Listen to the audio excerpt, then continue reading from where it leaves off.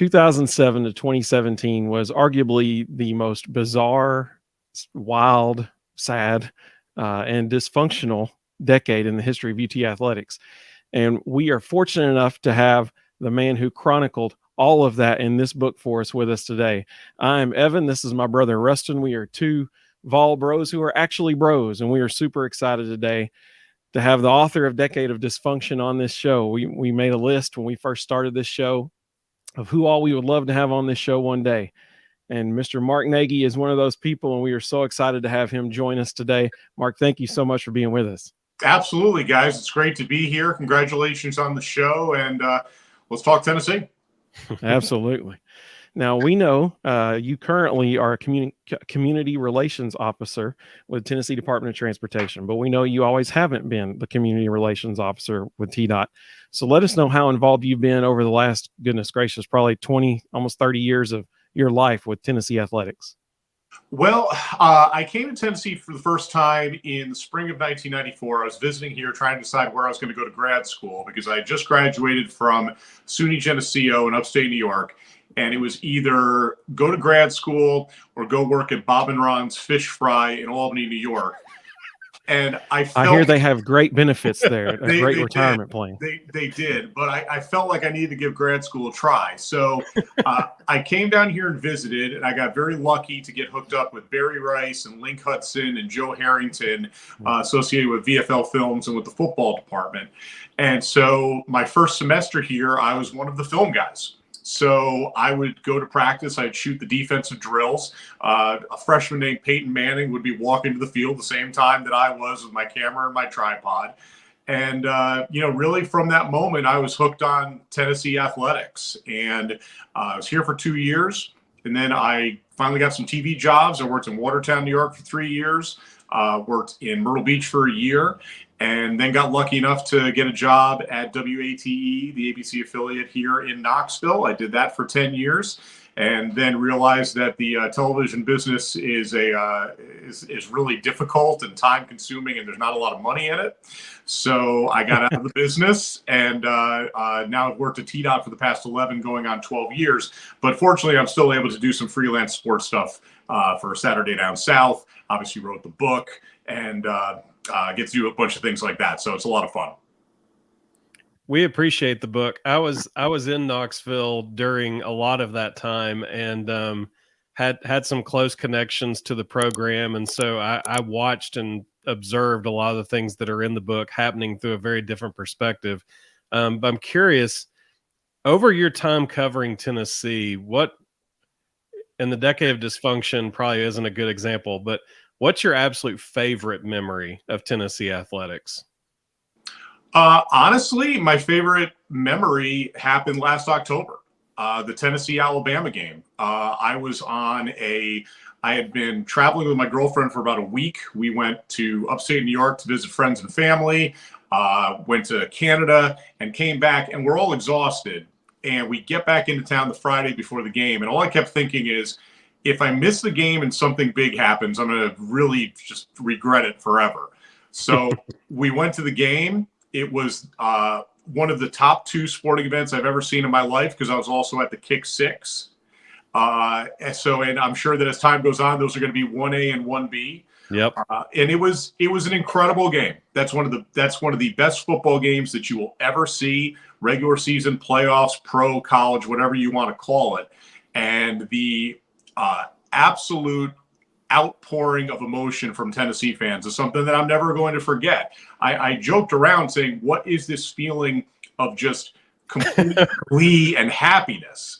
I mean, we all have, the stresses in our lives, but there was a good 2-3 hour period there when the kick finally wobbled through the uprights where it was just complete bliss. Yep. It was unbelievable joy. And that's something that I'm never going to forget. And I know that Tennessee fans will not forget that for generations to come. Well, I want to throw in one extra question here then, now that you said that. You mentioned that game was one of the best college football games anybody will ever see. Well, coming off of the Decade of Dysfunction, what did it tell you about that Tennessee team when, they fumbled the ball and the botched exchange on the 10-yard line and Bama scoops it and scores? What did it tell you that they were able to bounce back from that compared to what we had seen previously over the last, several years. Well, I mean, really, you could extend that decade to pretty much a decade and a half of dysfunction. We're finally past that. I think that what that game did was it finally exercised all of those demons. I don't know if Neyland Stadium was built over Indian burial ground or what it was, but it would have had to have been retroactive to only 2008. I don't understand. But for whatever reason, you can look from the 2008 season on, and 95% of the time, if something bad happened to Tennessee, that was it. Coaches, players, fans, it'd be a defeatist attitude, and they would find a way to lose those games. Tennessee's players, and they even said that when that happened, it's 49-42, and everything is going bad, and you can almost feel this dread there. They just realized, okay, look, we know we can score. We know we can move down the field and score. They'd already scored 6 touchdowns in that game. They know that they can do it quickly. So really, it wasn't that big of a deal. The only question that I had, because I did think they were going to move down the field and score, and they did get, the defensive pass interference, which was pass interference. Oh yeah. No matter what Alabama fans say, I mean, you have a defensive back literally hugging Princeton fan downfield. So I don't know what anyone's complaining about with that. My whole fear was that Alabama was going to move the ball as well, and there wasn't going to be enough time left. They were going to kick a field goal and win the game. And every time for the past 15 years of Tennessee football, that's exactly what would have happened. Yes. But somehow this time the kick went wide. Somehow you had an offense that was not afraid with only 15 seconds left to still move the football. Those 2 plays should be revered in Tennessee history as 2 of the great plays in the history of the 120-year history of the program. The pass to Keaton, and especially the pass to McCoy, because everything right had to happen, and you had a great quarterback, a great receiver, and a great offensive line that made it happen. Yeah. And on the pass to Brew, he had to go make a play. There aren't a lot of receivers that could have pulled that ball down. He went and snatched that thing. No, that's a grown man. Yeah. That is an absolute grown man, because he knew that he was going to get absolutely popped. And that's what he did. Right. And he caught it. He got down in time with 2 seconds left. It was just a remarkable play by a bunch of remarkable athletes. Mm-hmm. So let's transition from greatest moment to probably the worst decade in the history of the university. What was the catalyst as you were sitting down going, okay, I'm going to chronicle all of this insanity? What was the catalyst? What made you decide to write Decade of Dysfunction? Well, I'd done some oral history projects. I've done some of those without Kick over the years. I work for Gridiron Now, which is one of the 85 million websites that cover sports that is now defunct. And now, fortunately, I do some freelance stuff for Saturday Down South. And so I've been doing a lot of writing like that. And I remember just thinking that there was so much more to the story than just Schiano Sunday. Oh, yeah. Because the national perception was that a bunch of hillbillies got mad because you weren't hiring John Gruden, and they pitched a fit. That's what the perception was nationally. And I kept trying to explain to people, you have who are not around Knoxville or around the SEC, you have no concept of what it has been like over the years leading up to that moment. It almost had nothing at all to do with Greg Schiano. That was just the final thing that put everything over the edge. So I remember thinking, I don't know if anybody is going to document this. And it just kind of started as a stream of consciousness when I was writing this. Like, I never read a book. I didn't know what to do. And I just spent a few nights just trying to outline what I was going to do with this thing. And honestly, I didn't know if anybody else was going to write that story the way that I wanted to write it.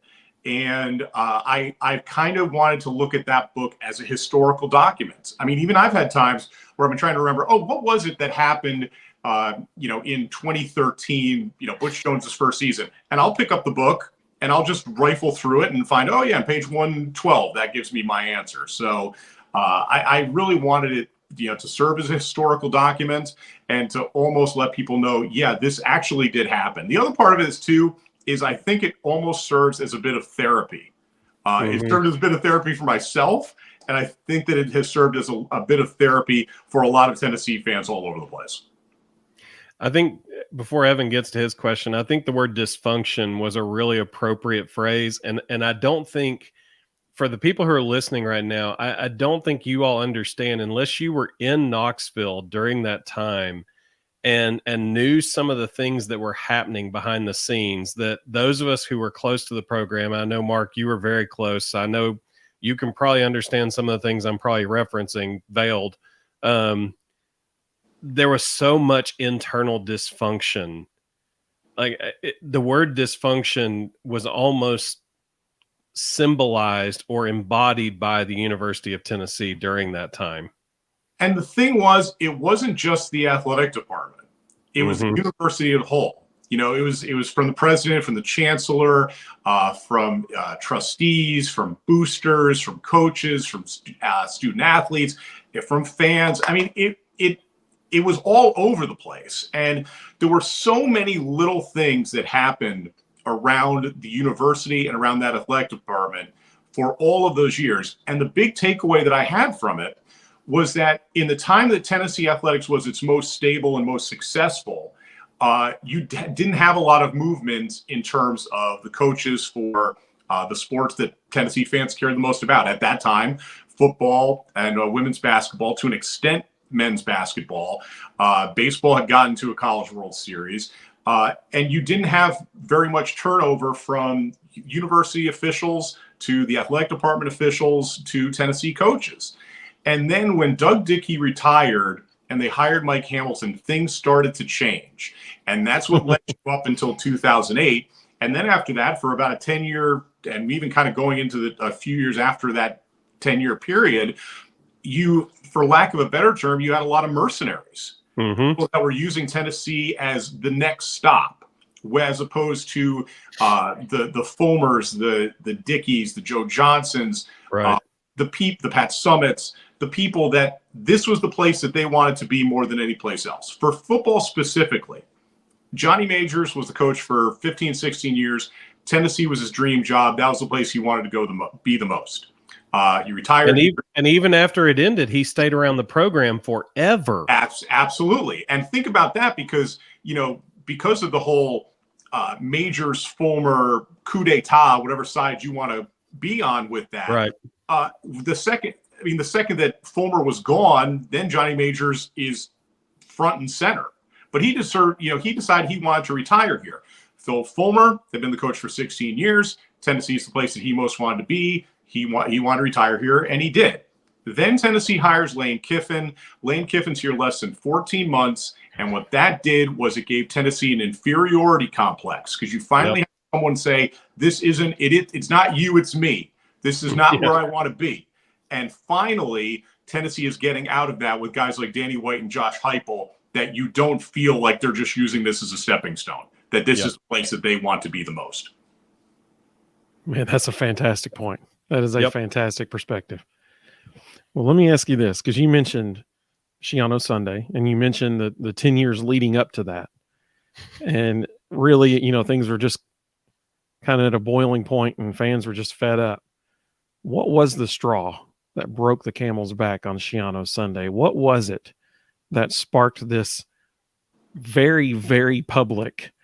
And Schiano Sunday, it's interesting, the influence of social media, because would Schiano Sunday have ever happened in, say, 2008 or 2009? But now that you have Twitter. And Tennessee fans broke Twitter that day. Yes, they did. What was it about that day, about Schiano Sunday, that was like set the flame ablaze in Vol Twitter and Vol Nation?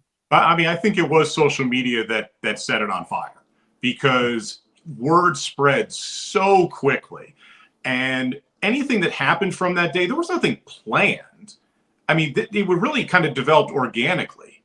It was like, okay, from late that morning when Dan Wolken broke it to the time to about 6 o'clock. I mean, it's funny. We always talk about that day. Really, it was like a 6-7 hour max period between the story breaking, or at least the rumors that it was close, to then the reality that they're pulling the offer and it's not happening. So this wasn't something that happened for days and days and days. It was like a 5, 6, 7 hour period. And it would not have happened without social media. In previous decades, it's like the story breaks, a coach gets hired, he has the press conference, he's already on campus before anything has even really happened. Right. But it kind of built up with social media, with plane tracking, with blogs and websites, and it just now, it really, what that did was it turned into, okay, I heard about this, I'm gonna retweet it, somebody else retweets it, and then it's out of control after that. Tennessee never expected there to be blowback like this. They were prepared for blowback. They had done their due diligence. Whatever they want to say about the vetting, it's like the famous Dave Hart line with Donnie Tyndall saying that the vetting was good. No, the vetting was not good. Anybody with Google could tell you that the vetting was not good. But on Schiano Sunday, it was like they just never expected it to be like that. And it's still remarkable to me that it blew up the way that it did. And I've covered, like I said, I've been around Tennessee athletics for so long. When that news broke, I'm like, oh, this is not going to go well. But there was no reason for me to believe that Greg Schiano wasn't going to be announced Tennessee's coach that night, because it's never happened before, and it's never really happened since. Fans have been upset, but they really haven't, for the most part, you haven't seen many stories about hires being squashed. But that's what happened that day. I would have loved to have had a hidden camera in Dave Doran's office when all that went down with Greg Schiano, and then they're calling him to say, hey, are you considering this? Like, I would have loved to have had a camera in there to see his reaction to that question, but not a snowball's chance. Like, are you crazy? No, but he'll use that to get a raise. Yes. People have been really good at that over the years. Yes. At Mike Gundy's turned it into an art form. Yeah, absolutely. That's right. Speaking of that day, Schiano Sunday, have you ever, and do you think we ever will again, see state politicians, elected officials, use social media to pronounce their distaste for a potential college football coaching hire? Have you ever seen that ever? Do you think we ever will again? No, I'm sorry. I'm having to make sure my phone has got enough power here. It's a little bit off, but now I think we're getting back to it. No, I don't know if we're ever going to get back to that point again. I think that what that did was it made athletic departments all over the country realize, okay, we've got to make sure that our fans don't necessarily have to be like, okay, this is definitely the guy that we want, but we have to make sure that there's not going to be basically a riot, and fans flooding our switchboards and social media and literally standing on the steps of the football complex. And that's what happened. They had not, sorry about this, guys. You're good. Yeah, they had not, once politicians got involved, then it really, really turned into something different. And I don't know if you're ever going to have anything like that happen again. I would be shocked if you did, but because I think that now athletic departments are just so weary of it, and they're so cognizant of the role that fans play. So, but it was interesting, to see Tennessee state politicians being involved with it. Jeremy Faison, who's a state representative in Upper East Tennessee in Hawkins and Hancock County, I talked to him for the book, and he made a great point. He goes, we appropriate so much money to the university. There's no reason why we should not have a say in this.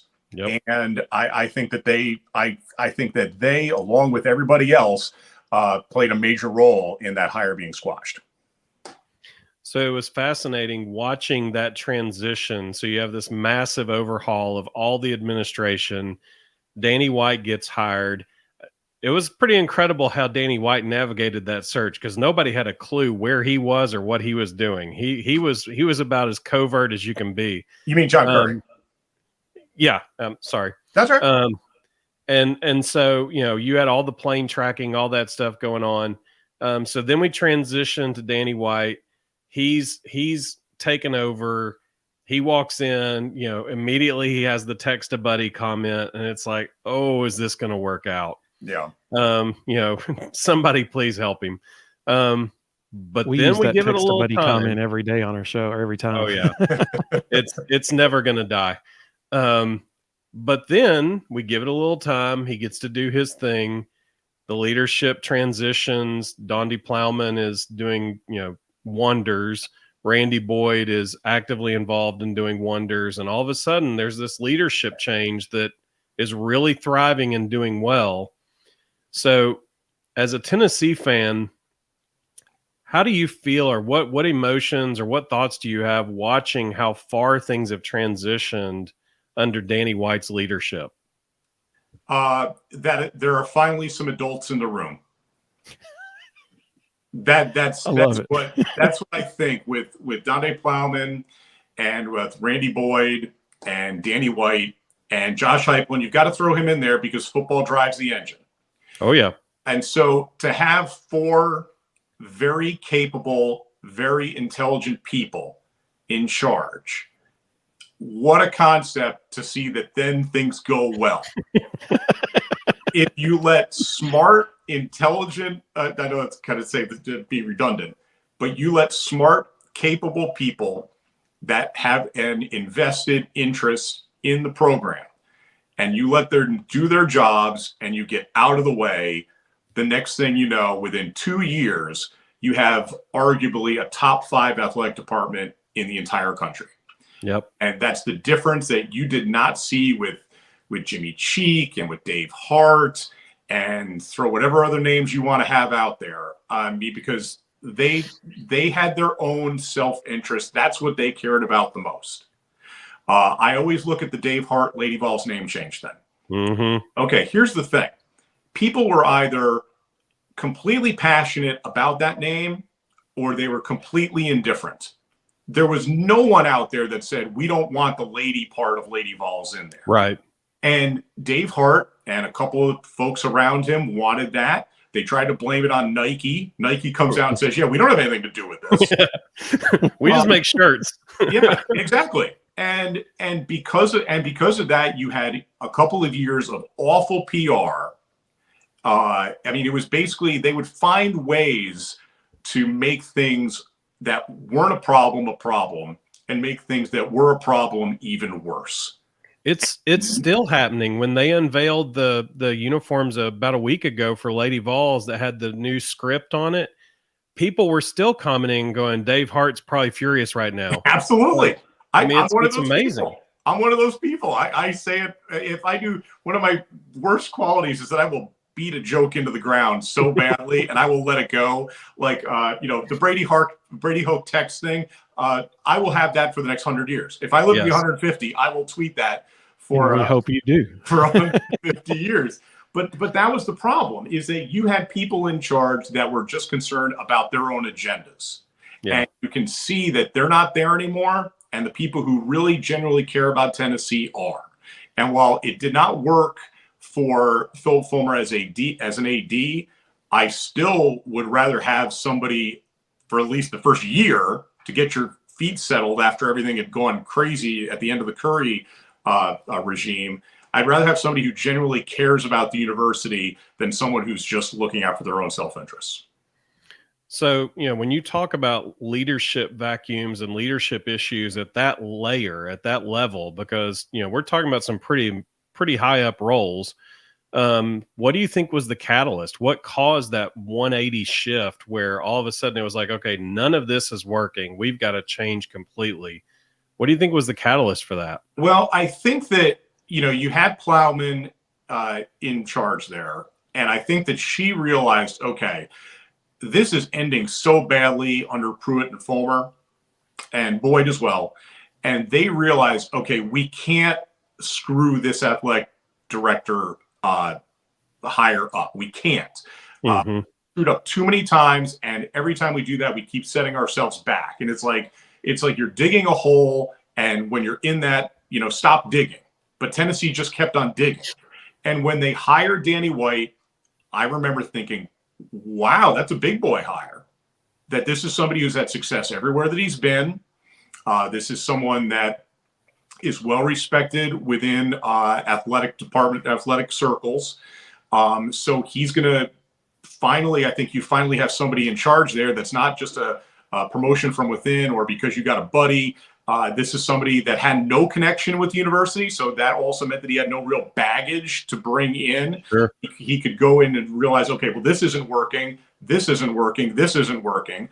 And when he hired Josh Heupel, There were a lot of people that were upset. It's not James Franklin. It's not a name. He hasn't done anything. Frost wasn't there. But all I remember thinking was, look, at least the offense is going to be interesting. Yeah. At least it's going to be somewhat, entertaining, because I'd much rather lose a game 35-31 than lose a game 20-2. Mm-hmm. That's just what you were having in the Pruitt era. So, at its worst, at least you'd have an entertaining offense. But I don't think anybody expected within 2 years Tennessee to, win 11 games in a season, first time in double digits since 07, to get to 11 wins, first time since 01, to win an Orange Bowl, to, beat your biggest rivals except Georgia. I don't think anybody expected that after 2 years. And that's because they hired Danny White. If you don't get Danny White, you get just another athletic director kind of retread, somebody who's, again, concerned more about their own well-being. I think Tennessee is still basically what you saw for that 12, 13 years leading up to it. It always amazed me when they hired Josh Heupel, how many people were so vocally against that. And I'm going, number one, at this moment, especially coming off Jeremy Pruitt and the McDonald's bags and everything else, this job is not attractive. Because you have no idea what you're walking into. Number two, what part of Danny White's track record and ability to fundraise would say that he's not going to succeed and would make a bad hire? Look at the athletic department as a whole right now. Like, even the few members of that department that Danny White has hired, they're all doing fantastic work. Yep. So it amazes me that people can't look at his track record and go, this guy's going to succeed. Everything he's going to touch is going to do well because it's what he's always done. I think people were just so beaten down and defeated that they just expected, oh, here we go again. And, but he's so capable and so good at his job, and that guy can fundraise. And most importantly, that guy can hire coaches. Mm-hmm. That guy has hired good coaches everywhere that he's been, and he'll continue to do so because, there will be coaches that need to be hired during his tenure.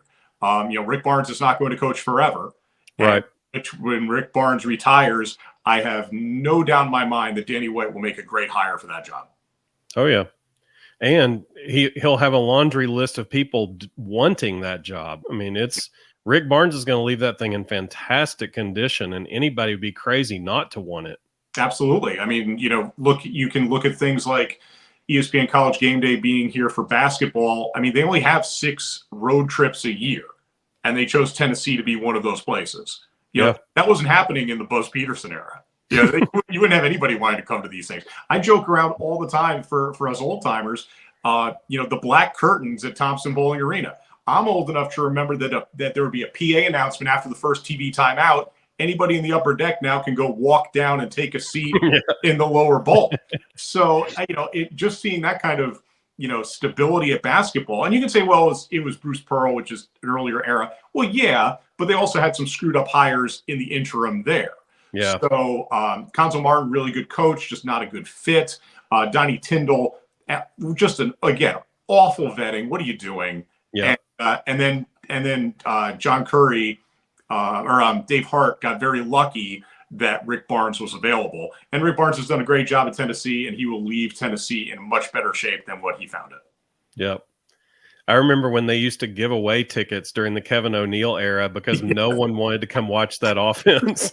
No, why are you going to go see a 42-39 game? It was like, is the shot clock even in existence anymore? What's going on here? Well, Mark, tell everybody before we go do a little top 3 list here. Tell everybody how they can follow your work now. I know you are at Mark Nagi on Twitter. Yep. So where else can people find your work? Sure. Well, during football season, I do a lot of writing for Saturday Down South, and I have a weekly Fearless Prediction column that I do there, and I write a bunch of different articles. Probably I write 2-3 articles a week during football season. I'll do a little bit more as during the off season as the opportunity presents itself. like you said, I'm on Twitter all the time. I also do play-by-play for TSSAA. I'm doing a couple of the girls' championship games next month. I'll do boys soccer in the spring, and then do volleyball and girls soccer in the fall. And that's always accessible at the TSSAA website through the NFHS network. Those are the main ways. Those are the main ways. And if anybody ever has any questions for me, my direct messages are open. They can always ask me anything that they want. And this book right here, we will post a link to Decade of Dysfunction in the comment or in the description of this video. We'll also post it on each social media platform. We'll post that link in the comments on those posts as well.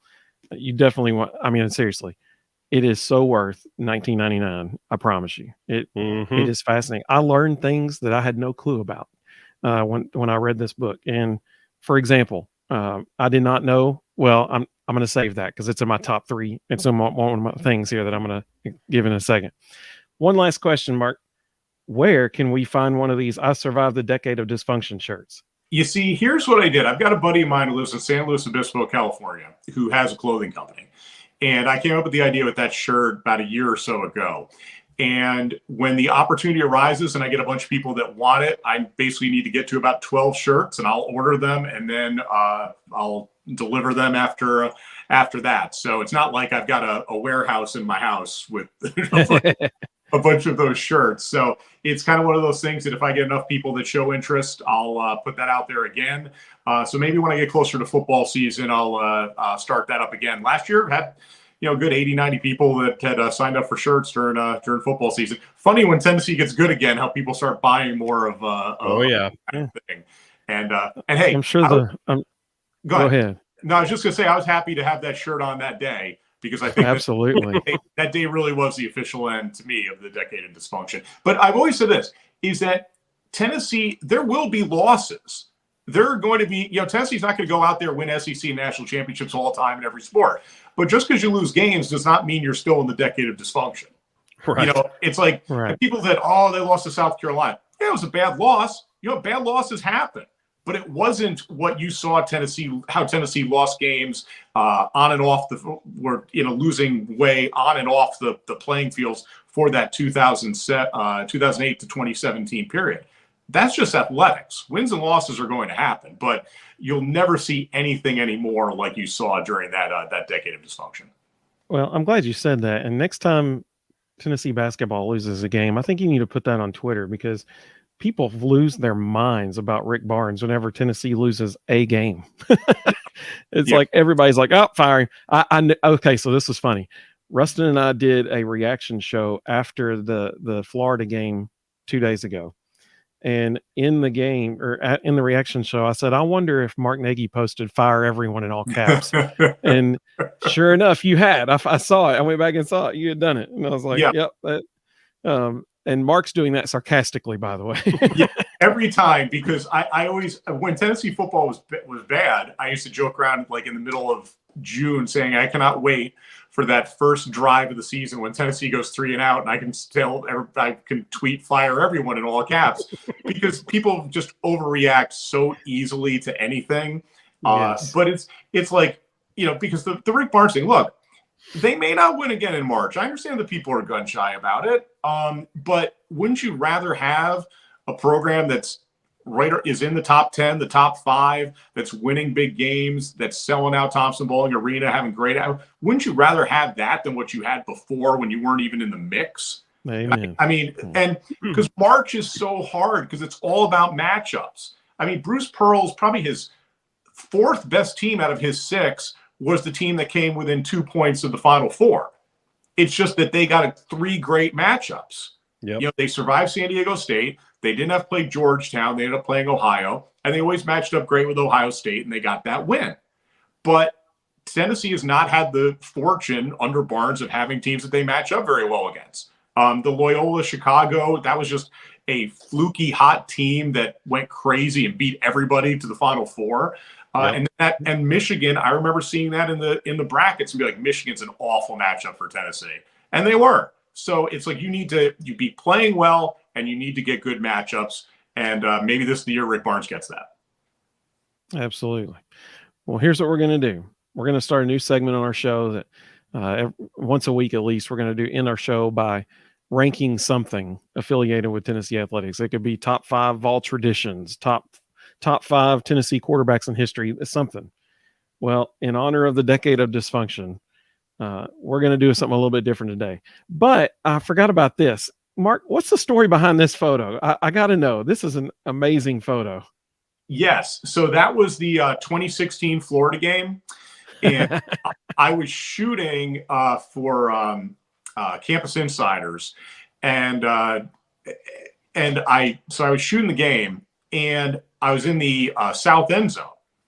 And that kid on the left was I believe he was a Tennessee student, but it was a Florida fan or had been from Florida. And he wore that shirt to the game. And I just remember turning around, taking some pictures of the crowd, and that guy in the orange shirt was right up on him. And like the Tennessee second half rally really got going. And I love that picture. It's one of my favorite pictures. Anytime Tennessee beats Florida in any sport, I try to post that one. That's one of the best pictures I've ever taken. That's great. Well, here's what we're going to do. We're going to do top 3 most embarrassing moments we're going to alter the decade a little bit. Instead of 2007 to 2017, we're going to do 2010 to 2020. And so there's several, unfortunately, there's several football coaches that encompasses. There's several athletic directors that encompasses. So here's how we'll do this. Mark, we're going to let you go first, and then Rustin can go, and then I'll go last. So that if we haven't seen each other's, I've seen their lists, so you might think I stole from them. I didn't, but that way, if people think we're stealing from each other, they'll think I stole from you guys. So Mark, what's your number 3 most embarrassing moment here? Well, I mean, here's the thing. I could come up.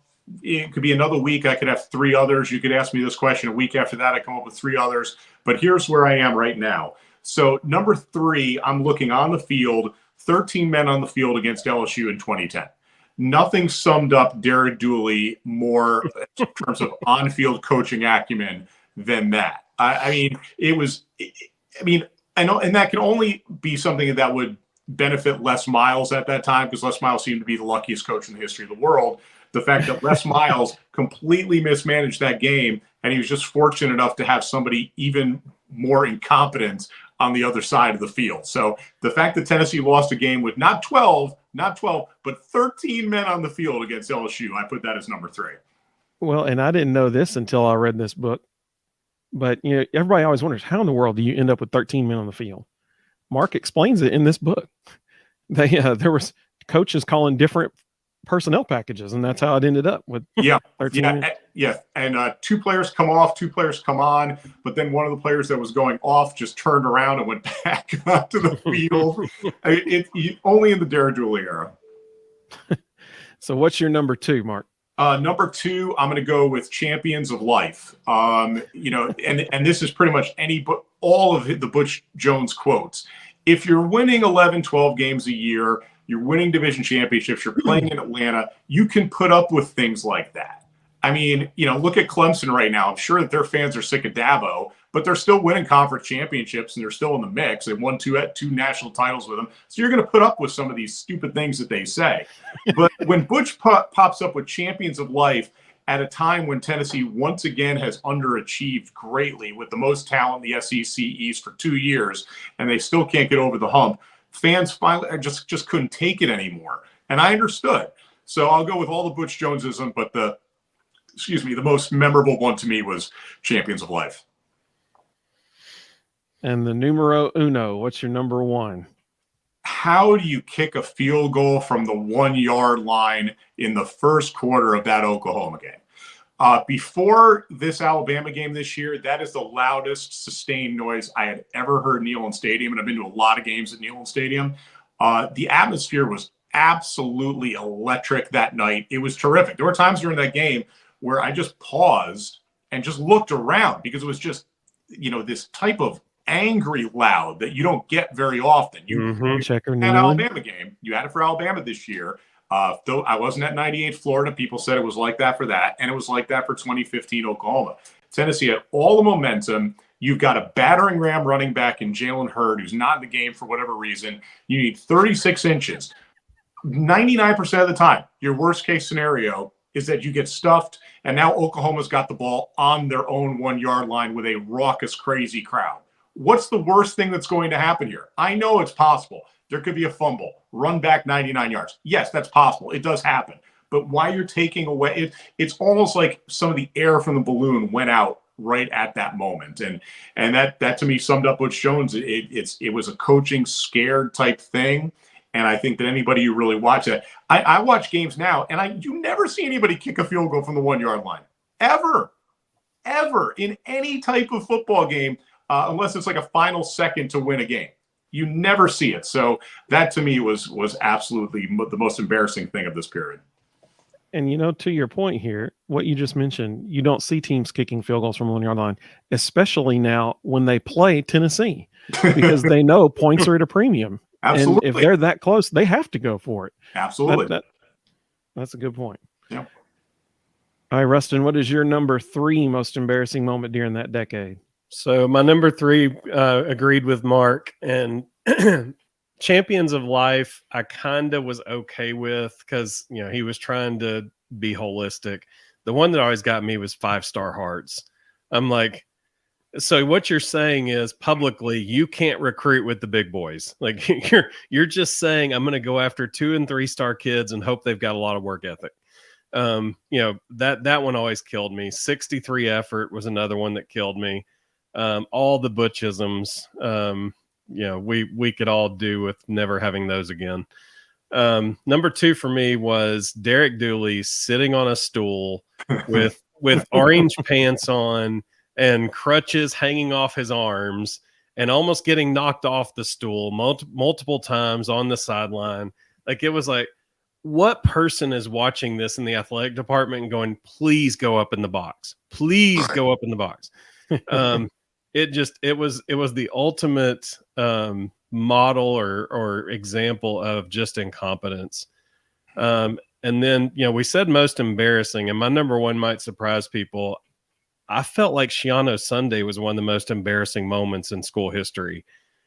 Now, I'm thankful that it happened because I think Greg Schiano would have been a horrible situation at Tennessee. I think would have been a terrible fit, and it would have crashed and burned.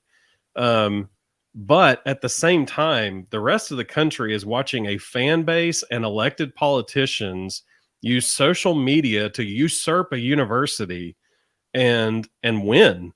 And to me, it's just an incredibly embarrassing moment for the university that they got to that point. Absolutely. And the fact that the fans did win. It's essentially an admission by the university that we messed up really bad. That we cannot lead our athletic department. Like, that's a good point. So I've got some honorable mentions here that I had to include. Did you just go through the book and write down every chapter?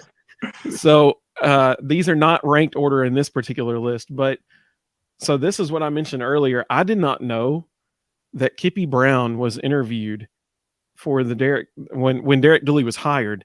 Kippy Brown got interviewed after they had an agreement with Derek Dooley. Yes. I did not know that until I read Mark's book. Like, that was news to me when I read his book. That shocked me that you already had an agreement with this guy. Oh, but we're going to interview our interim head coach just to say we did, I mean, like that's a slap in the face to Kippy Brown, really. And the only reason it didn't make my actual top 3 was because it was in private. Like, I didn't know about it. Most people didn't know. And so that's kind of the inside info you get in this book. 13 men on the field against LSU was horribly embarrassing. The famous shot of Derek Dooley throwing his headset down as he walks off the field, that's forever ingrained in people's minds. The fallout from Bruce's cookout, that was embarrassing, and all the national media attention that got, and him on ESPN apologizing. Number 4, this one almost made my top 3. Do you all remember the punt return against Arkansas where we missed like 13 tackles? Yes. On one play? And it was like a video game. The dude was just running in between our players. We're running into each other, falling off of him. It was so embarrassing. And the guy returns it for a touchdown. Number 5, inventing ways to lose to Florida on 4th and long in the 4th quarter. We got really good at that. And last second plays of, One year they hit the guy down the right sideline, and our two defensive backs run into each other, collide, and he takes off down the sideline for a game-winning touchdown. Then the Felipe Franks pass Hail Mary, and oh man, it's just, we invented ways.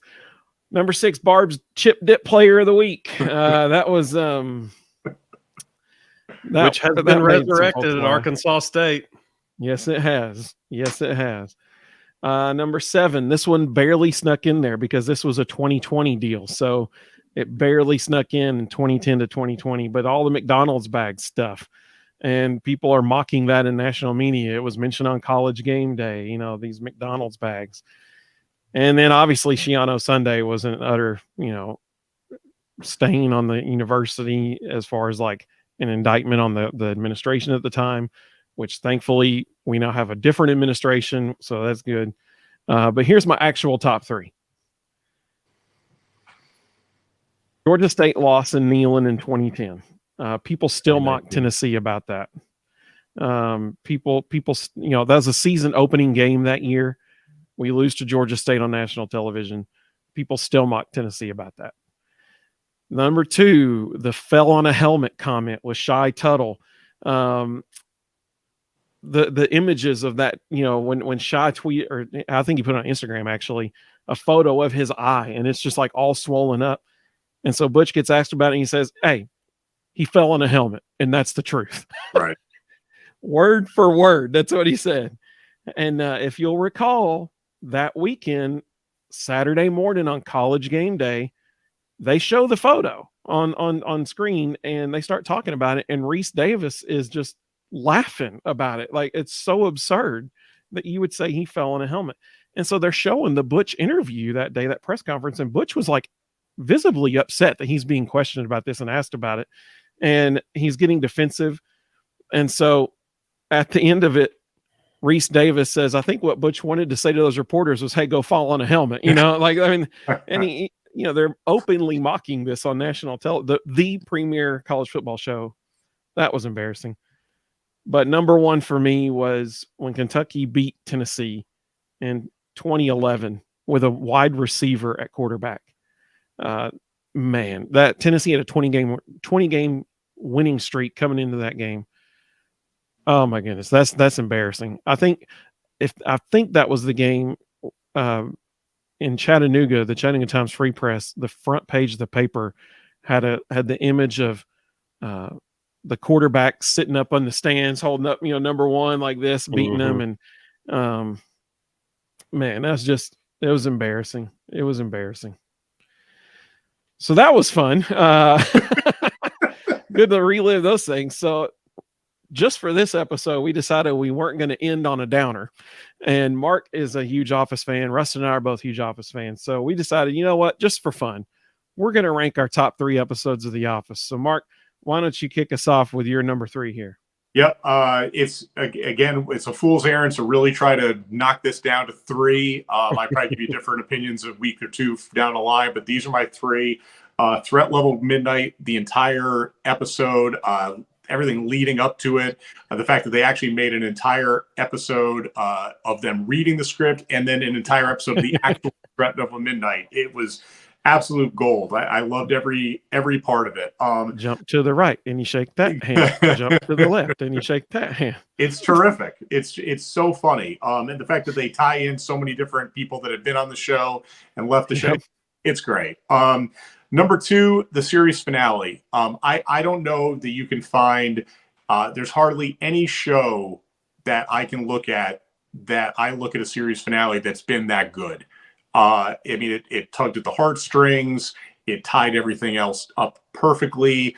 The surprise of Michael coming back, which they hit from so many different people. I get chills just talking about it. It was so moving, and so it was just beautiful. You know, the Pam Beasley line at the end where, life is made up of small moments, or the simple things. I can't remember. I'm just paraphrasing, and she was right, because that, life is made up of those simple moments, like being in an office. So I loved that. And then number 1, because it's the most cringeworthy show of all time, is Dinner Party. And Oh my God. I swear, the first time I watched that, I was like this watching it. You know, Michael talking about his 3 vasectomies. Snip, snap, snip, snap, snip, snap. You don't know the toll that having 3 vasectomies has on a person. Oh my God. It's so funny. And anytime it's on, I will watch it. And every time I will watch it, I will still cringe. It's incredible television. That's my top one. And if anybody is currently watching this on their plasma screen TV, hey, if you need more space in the room, you just push it into the wall right there. Right there. Before Rustin, or go ahead, Rustin. I forgot. We asked our audience for their top 3 embarrassing moments too, and I skipped it, and I forgot about that. So we'll go back to that after this. We'll go back to that. Rustin, you go ahead and give us your top 3 Office episodes. So number 4 for me was an honorable mention, was the dinner party, because honestly, because of the flat screen scene. I can't ever see a television without immediately recalling in my mind the flat screen. It's either cherry or Nordic pine. Yeah. Number 3 is the fun run.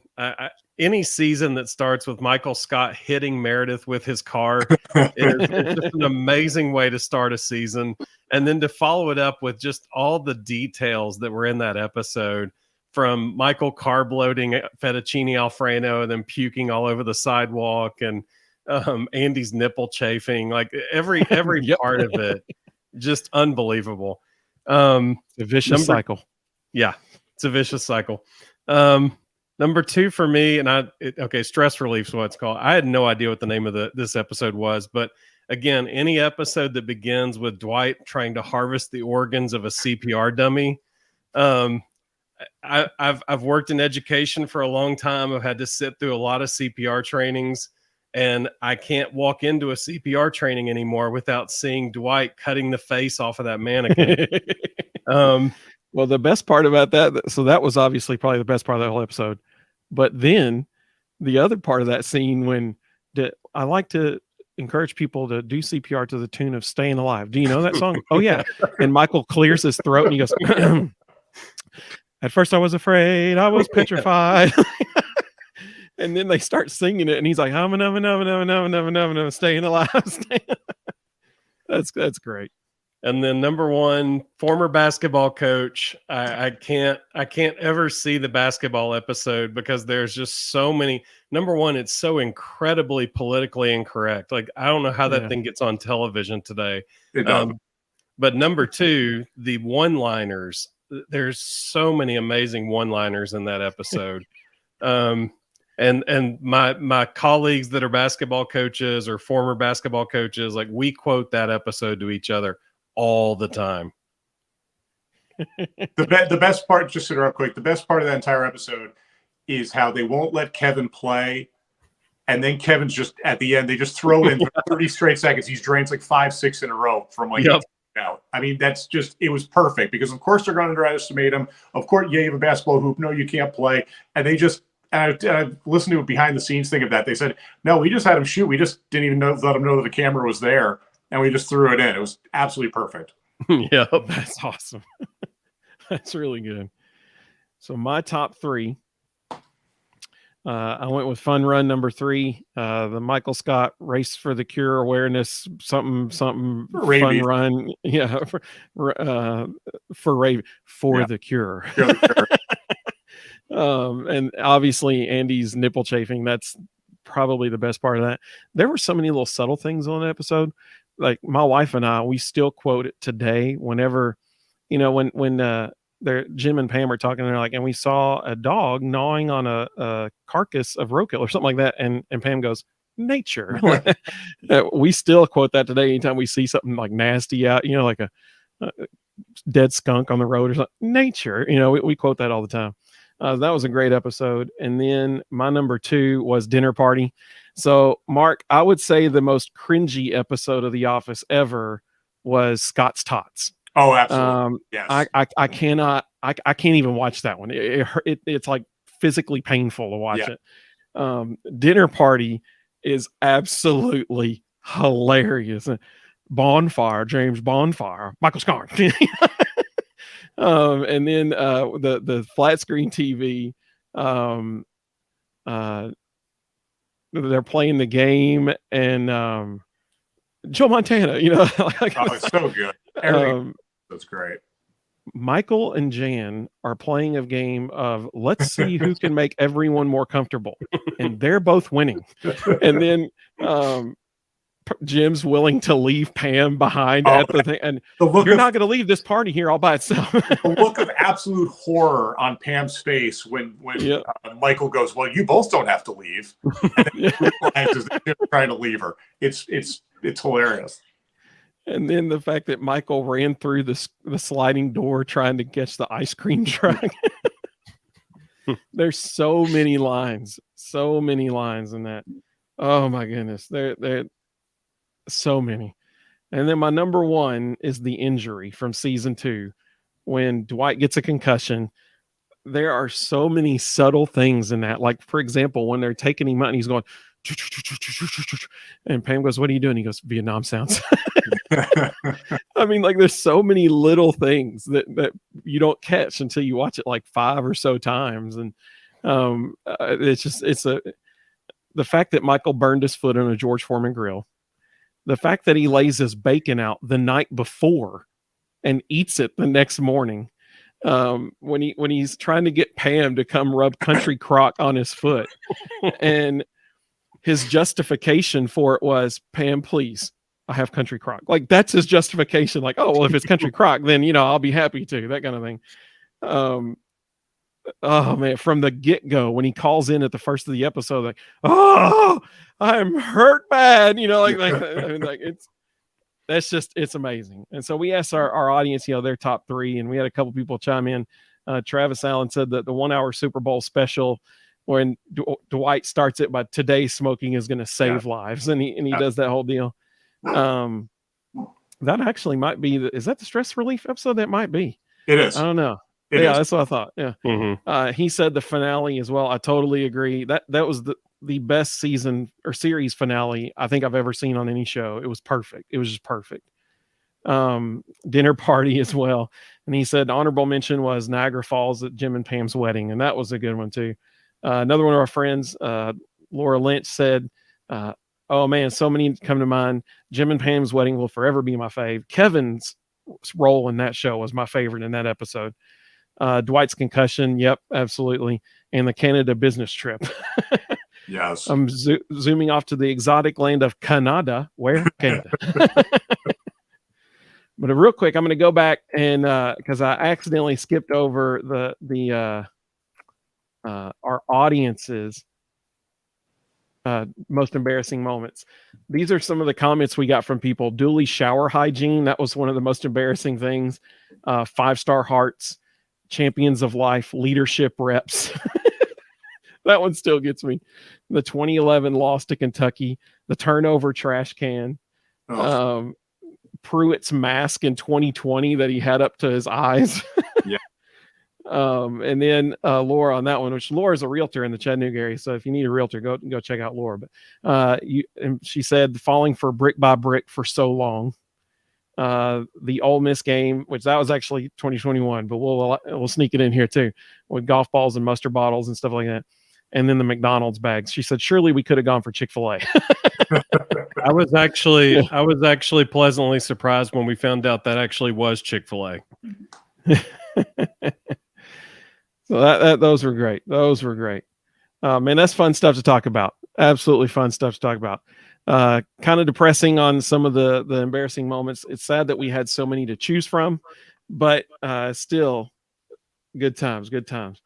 Well, Mark, you have been a tremendous sport, man. We so appreciate you. Hey, as a thank you to you, we want to send you this shirt right here. You are now an honorary bro.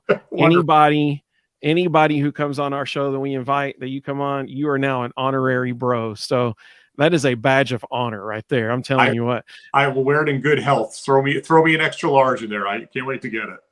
Awesome. Sounds good. Mark, we so appreciate you joining us. Rustin, you have any last comments you'd like to say as well? No, just glad this is over. It's like Mark said in the beginning, it's almost like therapy. We've moved past that decade. We don't have to look back. Everything's going in a much better direction. That's true. That's true. Thank you so much, Mark. Everybody check out his book. Seriously, it is fascinating. Some of the information and the stories behind the scenes that you learn. Any book that starts off with a quote from Trooper Taylor on the first page, that's going to be a good book.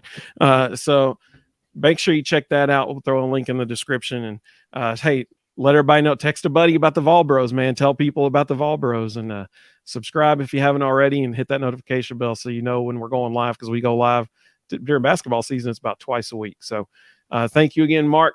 We hope everybody has a wonderful weekend ahead of you, and go Vols tomorrow against Auburn at home. Afternoon game, big game tomorrow. Bruce Pearl coming back to TBA. So everybody have a great weekend. Go Vols, and we'll look forward to seeing you soon. Thanks again for watching our video with Mark Nagi. As always, hey, click that subscribe button that's right between us right now, and the video that just popped up over Rustin's face. If you want to see our interview with Coach Lance Decker, that's where you can find that interview. It was absolutely hilarious as well.